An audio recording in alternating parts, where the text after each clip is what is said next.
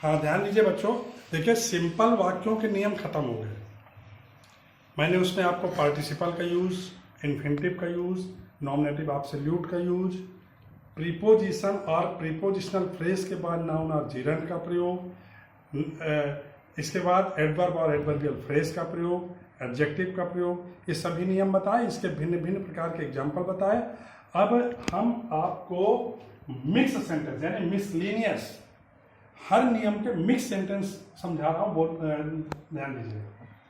देखिए, जैसे पहला वाक्य there are 3 prisoners in the jail, they are to be hanged.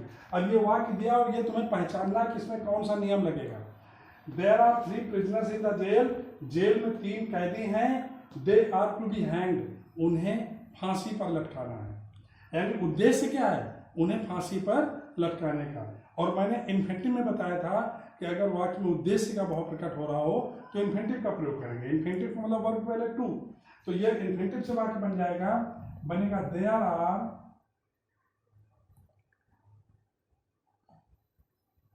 3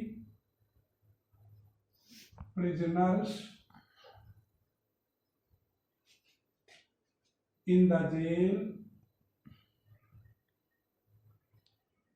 अब देखिए, इन्फिनिटिव का प्रयोग है टू बी हैंग। अब वाक्य आपके सामने होगा और तुम्हें नियमों के आधार पर पहचानना होगा कि इसमें कौन सा नियम लगेगा। तो जैसे यह वाक्य there are 3 prisoners in the jail, jail में 3 कैदी हैं और उनका उद्देश्य क्या है कि उन्हें फांसी पर लटकाना। They are to be hanged, infinitive का प्रयोग हो रहा है। तो there are 3 prisoners in the jail to be hanged। अगला वाक्य है he found a purse, he was walking on the road। उसे एक बटुआ मिला, वो सड़क पर घूम रहा था। तो देखिए, सड़क पर घूम रहा था, उसी दौरान उसे एक बटुआ मिला। पार्टिसिपल का प्रयोग। आप देखिए, दोनों के सब्जेक्ट भी सेम है और इस वाक्य में कार्य कंटिन्यू जारी है, उसी दौरान ये कार्य हुआ। तो पार्टिसिपल का प्रयोग इसमें होगा। तो जब इसको हम बनाएंगे ये हो जाएगा वॉकिंग ऑन द रोड।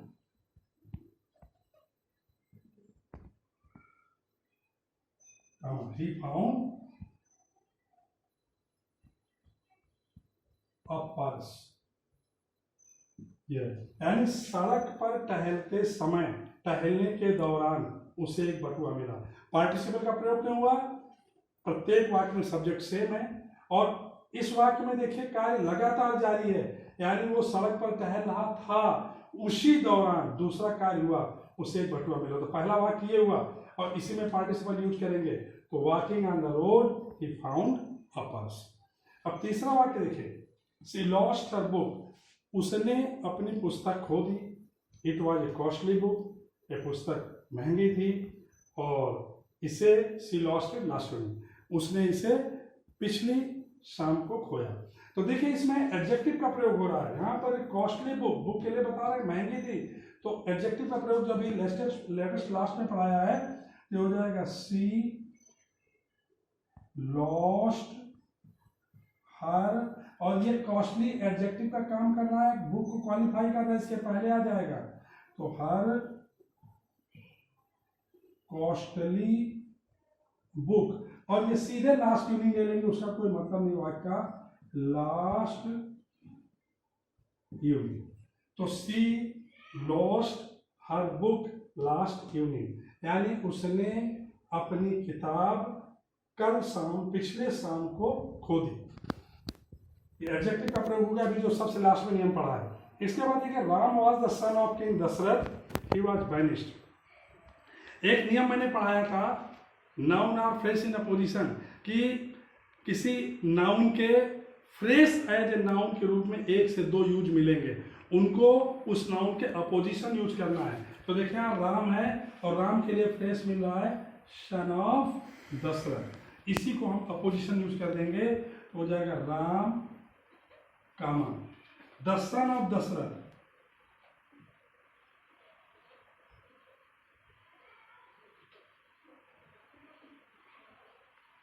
और मैंने आपको बताया था इस नियम में, क्या बताया था कि नाउन और फ्रेज के बीच में किसी भी प्रकार का कोई टेंस यूज नहीं होगा, कोई लिंकिंग वर्ब, कोई मेन वर्ब, कोई हेल्पिंग वर्ब यूज नहीं होगी। ये नाउन है और ये नाउन एज ए फ्रेज जो कि राम के अपोजिशन, नाउन के अपोजिशन यूज हो रहा है। अब इसके बाद टेंस, एक कामा लगा के वाज वैनिश्ड, ये बन गया, यानी राम दशरथ के पुत्र को वनवास हुआ।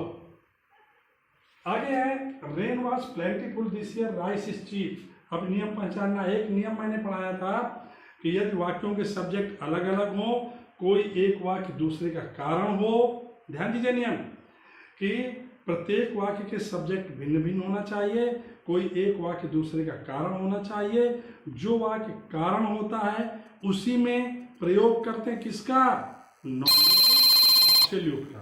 अब नॉमिनेटिव एब्सोल्यूट सब्जेक्ट भी अलग अलग है और इस वाक्य का ये कारण है। 3 नियम बताए थे कि सेंटेंस में is am are was verb का प्रयोग लिंकिंग वर्ब के रूप में हो। लिंकिंग वर्ब कब मानेंगे, जब उसके बाद कोई वर्ब नहीं होगी। तो यहाँ पर देखिएगा वाज है और वाज के बाद कोई वर्ब नहीं है, यानी लिंकिंग वर्ब है, यानी is am are was verb के स्थान पर बीइंग का प्रयोग। तो वाज की जगह बीइंग का प्रयोग करके वाक्य बन जाएगा। तो जब बनाएंगे तो राइस बीइंग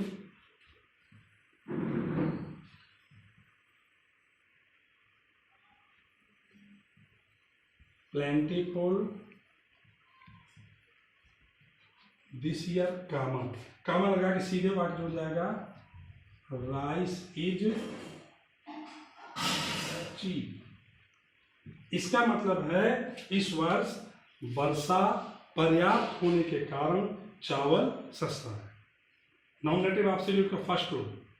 तो यह मैंने आपको मिसलिनियस बताया। कल अभी हम और कुछ मिक्स वाक्य सिंपल के बताएंगे, उसके बाद अगला नियम कॉम्प्लेक्स चालू होगा।